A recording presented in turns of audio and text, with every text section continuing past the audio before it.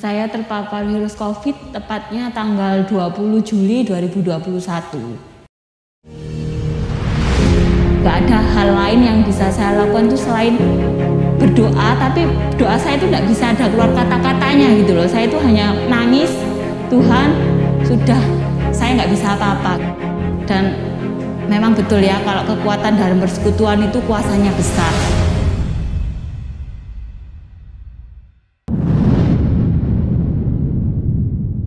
Shalom Jemaat GBS Mojagung yang terkasih dalam Tuhan. Puji Tuhan kita dapat bertemu kembali pada sharing session edisi yang kedua. Di mana edisi perdana kemarin kita sudah mendengarkan kesaksian dari Bapak Agus. Nah, pada edisi kali ini kita juga akan mendengarkan kesaksian dari saudara kita, yaitu Ibu Ana. Shalom Ibu Ana. Shalom. Puji Tuhan. Sebelum kita masuk ke sesi sharing pada hari ini, ada baiknya Ibu Ana memperkenalkan diri terlebih dahulu. Shalom Bapak Ibu terkasih Jemaat GBS Mojagung. Perkenalkan, nama saya Binti Ana Sari, lebih akrab dipanggil dengan Ibu Ana. Iya, sebelum kita masuk ke sesi sharing, saya mau menanyakan kabar Ibu Ana terlebih dahulu. Gimana kabarnya Ibu Ana? Puji Tuhan, sehat. Tuhan selalu berikan damai sejahtera buat kami sekeluarga sampai hari ini. Puji Tuhan, semoga Ibu Ana dan seluruh jemaat dimanapun jemaat berada dapat selalu kuat dan selalu berpegang teguh kepada Tuhan, yang dimana kita tahu dalam masa pandemi seperti ini kita sangat sulit untuk melakukan aktivitas dengan leluasa. Kita akan masuk ke sesi sharing. Sebelumnya terima kasih atas waktunya Ibu Ana. Jadi di sini kesempatan kali ini kita mendatangi Ibu Ana karena kita sempat mendengar bahwa Ibu Ana terpapar virus COVID. Kalau boleh tahu, kapan Ibu Ana mengerti bahwa Ibu Ana terpapar virus COVID? Saya terpapar virus COVID tepatnya tanggal 20 Juli 2021. Apa yang membuat Ibu Ana terpapar virus COVID? Apakah Ibu Ana sempat berpergian atau bagaimana, Bu?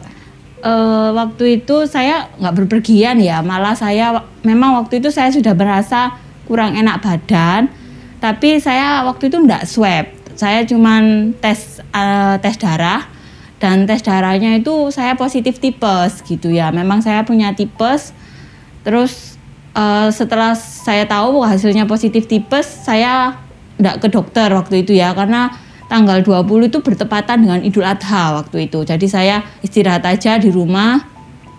Setelah itu malamnya itu saya juga memang lemes ya, karena saya pikir kalau tipes saya sudah pernah mengalami, memang badan saya lemes gitu ya.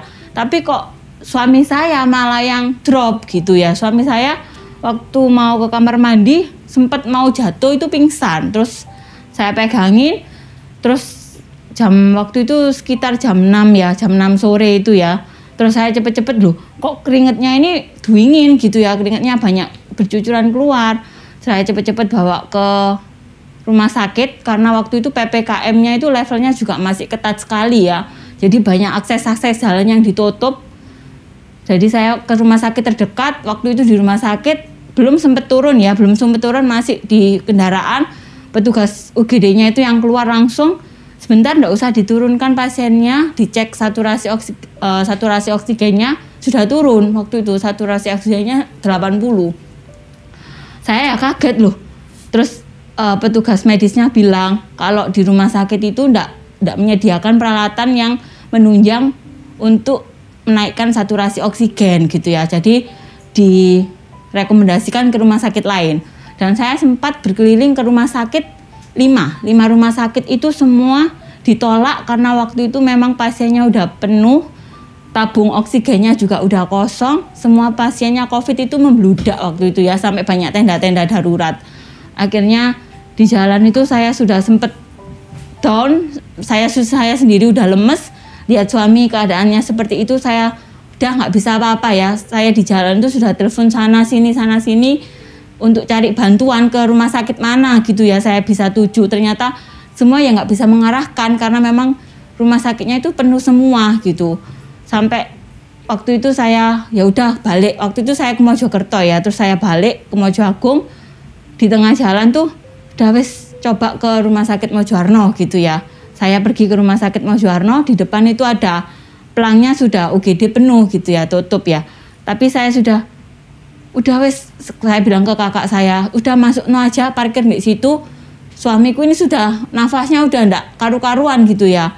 Saya akhirnya parkir di situ, jalan aja dia sudah memaksakan gitu ya untuk jalan gendong ya, saya ndak kuat waktu itu jalan. Akhirnya saya jalan, dibopong saya sama kakak saya, nyampe di UGD udah saya letakkan.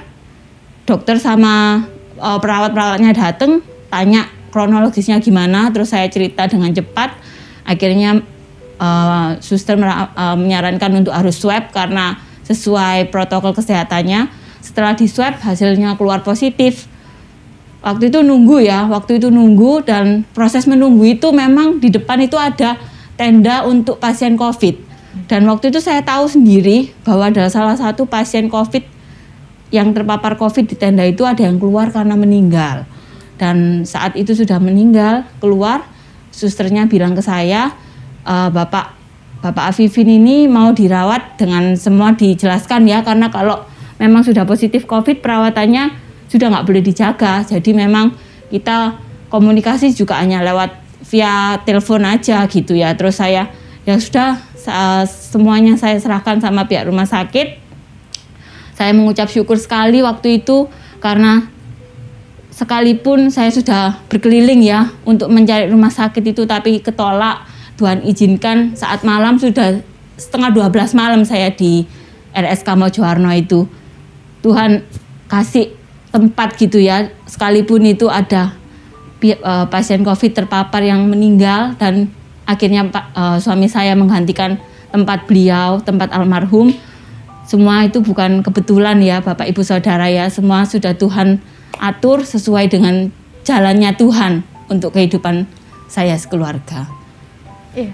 Setelah itu karena suami saya sudah masuk dan saya harus ikut tes juga ya, waktu itu di swab dan swabnya saya keluar ternyata saya positif juga. Tapi waktu saya kepingin saya juga ikut mau masuk tapi nggak ada tempat karena memang yang kosong cuma satu. Jadi otomatis saya jam 1 malam itu harus pulang ke rumah untuk isolasi mandiri di rumah. Baik, setelah Ibu Ana melakukan swab beserta suami, kemudian apa tindakan selanjutnya dari Ibu Ana? Apakah Ibu Ana juga melakukan swab beserta keluarga lainnya atau seperti apa?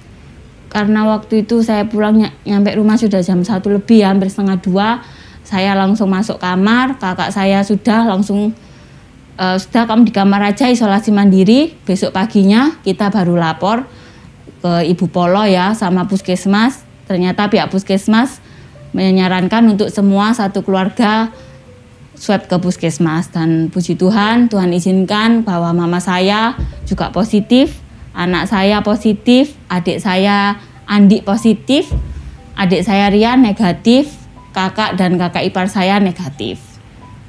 Puji Tuhan, setelah Ibu Ana mengetahui bahwa beberapa dari keluarga Ibu Ana terpapar virus COVID, tindakan selanjutnya apa yang dilakukan oleh Ibu Ana beserta keluarga? Apakah tetap karantina di rumah atau dibawa ke rumah sakit? Yang di rumah sakit cuman suami saya karena memang saturasi oksigennya menurun.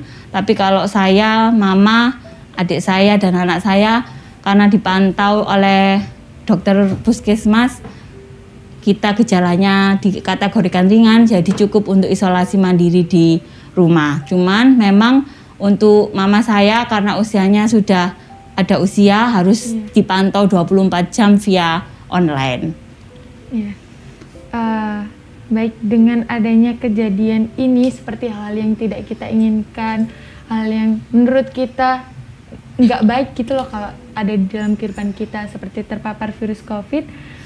Bagaimana perasaan Ibu Ana? Apakah Ibu Ana takut atau menyalahkan orang lain atau bisa bahkan menyalahkan Tuhan?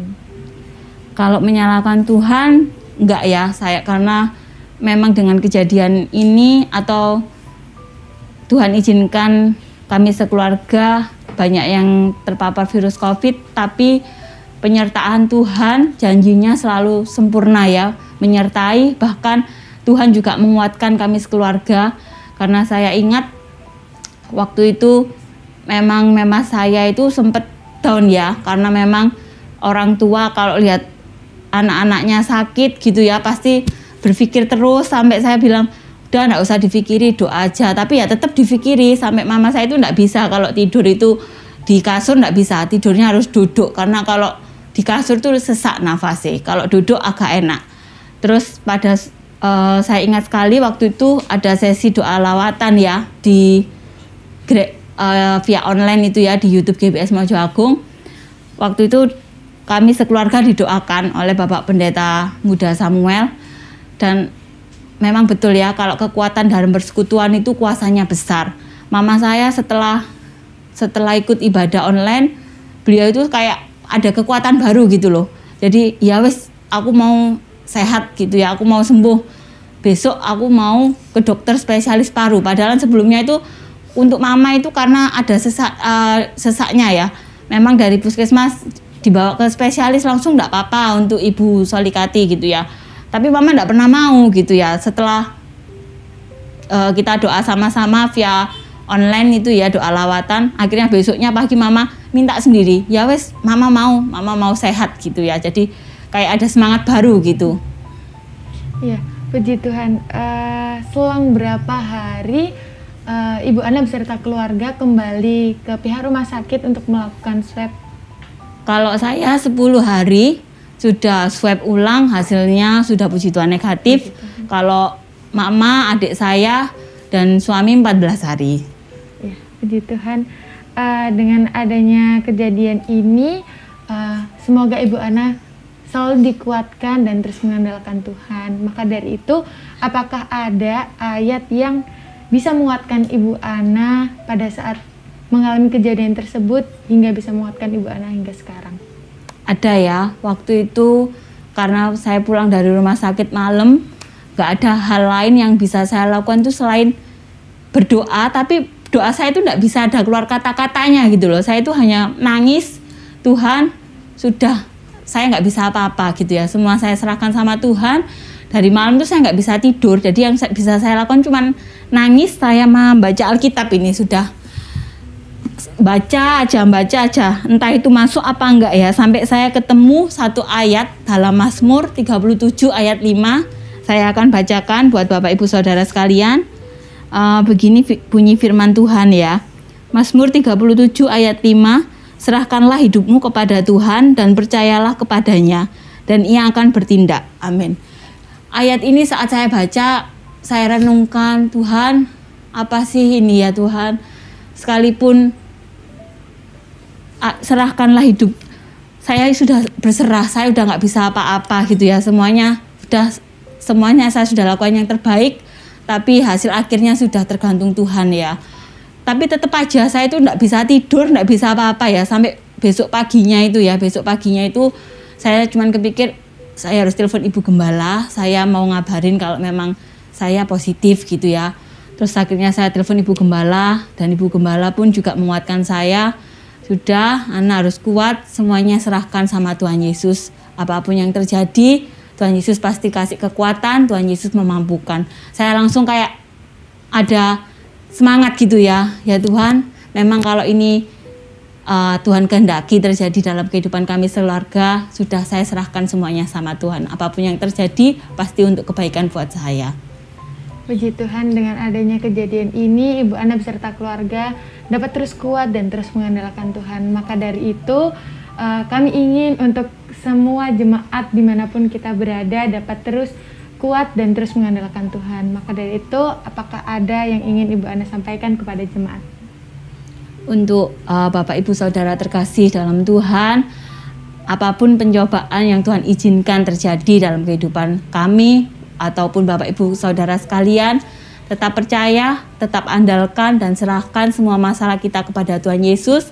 Apapun yang terjadi, apapun jawaban doa Tuhan, semuanya pasti untuk memuliakan nama Tuhan Yesus Kristus kita. Amin.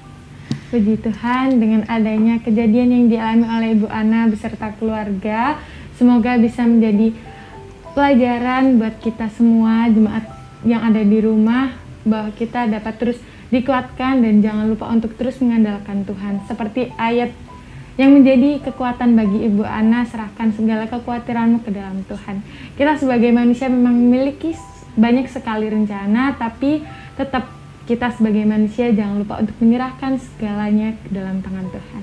Baik, terima kasih atas waktunya Ibu Ana dan atas sesi sharingnya. Dan Yesus memberkati.